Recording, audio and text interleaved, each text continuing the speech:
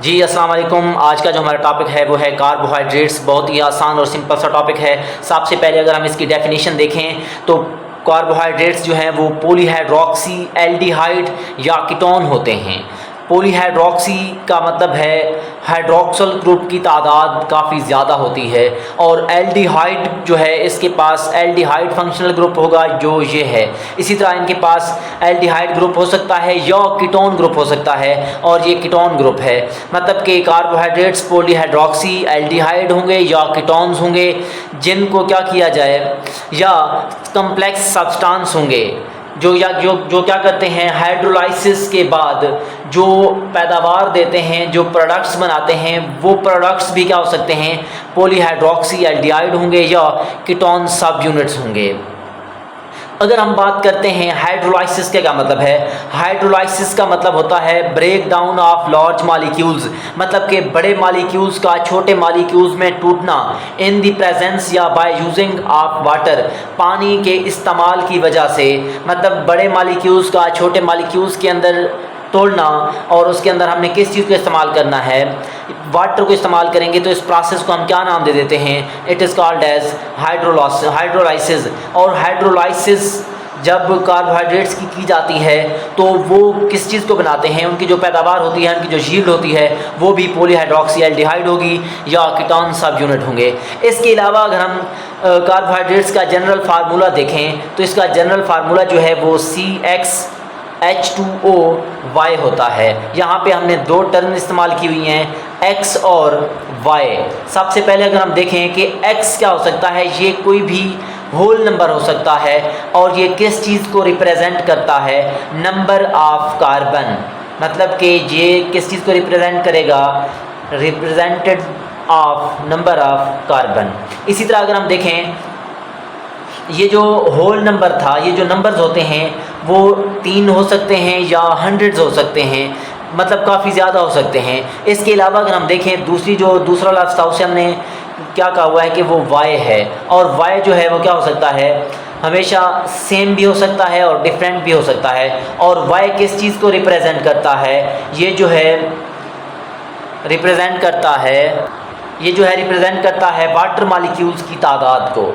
इसी तरह अगर हम देखें कि कार्बोहाइड्रेट्स के सोर्सेज कौन से हैं, कार्बोहाइड्रेट्स के ज़राए क्या हैं, तो जितने भी ग्रीन प्लांट्स होते हैं, मतलब सब्ज़ पौधे जो हैं, वो मेन सोर्स होते हैं कार्बोहाइड्रेट्स का, क्योंकि ग्रीन प्लांट्स के अंदर क्लोरोफिल मौजूद होता है, और क्लोरोफिल क्या करता है कि फोटोसिंथेसिस का प्रोसेस करता है, और फोटोसिंथेसिस के दौरान क्या बनते हैं, कार्बोहाइड्रेट्स बनते हैं। इसी तरह अगर हम देखें कि अदर कंपाउंड्स, पौधों के अंदर जो जितने भी दूसरे कंपाउंड्स हैं वो कार्बोहाइड्रेट्स से ही बनते हैं, और कार्बोहाइड्रेट्स के अंदर मुख्तलिफ केमिकल चेंजेस आती हैं, जिसकी वजह से क्या बनता है,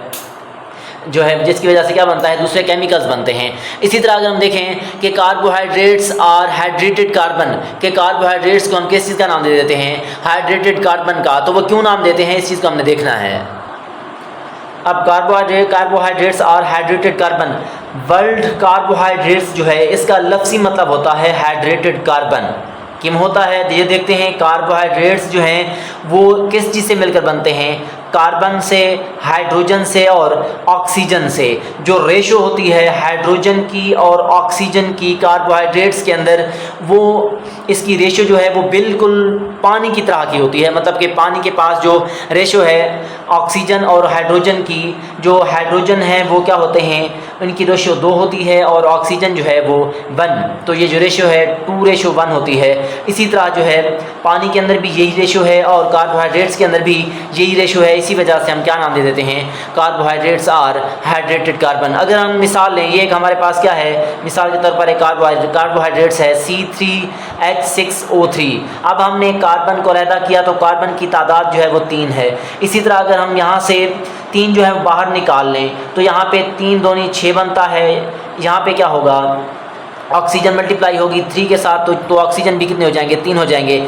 लेकिन अब आप देख सकते हो यहाँ पे पानी है, तो यहाँ पर भी हाइड्रोजन की रेशो जो है वो 2 है, और जो ऑक्सीजन की है वो क्या है, 1 है। ये कार्बोहाइड्रेट्स के पास थी, और ये किस में होती है, वाटर के पास होती है। इसी वजह से हम क्या नाम दे देते हैं कि ये क्या है, हाइड्रेटेड कार्बन है। इसी तरह अगर हम इम्पॉर्टेंस देखें कार्बोहाइड्रेट्स की या फंक्शंस को देखें, तो they are found in all organisms, जितने भी जानदार हैं उनके पास कार्बोहाइड्रेट्स क्या होते हैं, मौजूद होते हैं। और जो कार्बोहाइड्रेट्स हैं वो सेल के तमाम पार्ट्स के अंदर पाए जाते हैं।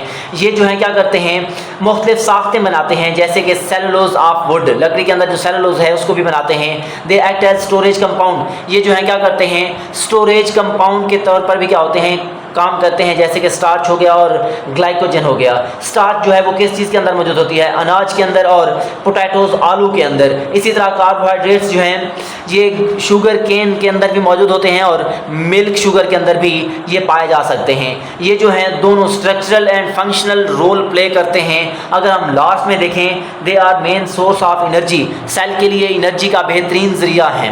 इसके अलावा जो है कुछ कार्बोहाइड्रेट्स जो हैं वो किस चीज़ को बनाते हैं, पौधों और माइक्रो ऑर्गेनिजम्स के अंदर सेल वाल को बनाते हैं। इसी वजह से सेल वाल का क्या होते हैं, कंपोनेंट्स होते हैं। ये हमारे पास सिंपल सा टॉपिक था जिसमें हमने किस चीज़ को स्टडी किया, कार्बोहाइड्रेट्स को, उसकी डेफिनेशन को, उसके बाद जो है उसके जनरल फार्मूले को, उसके बाद हमने इसके सोर्स देखे, उसके बाद कार्बोहाइड्रेट्स को हमने हाइड्रेटेड कार्बन का नाम क्यों दिया, इसकी वजह हमने बताई। उसके बाद इंपॉर्टेंस या फंक्शंस को देखा। ये टॉपिक जो है लॉन्ग के तौर पर भी पेपर में आ सकता है।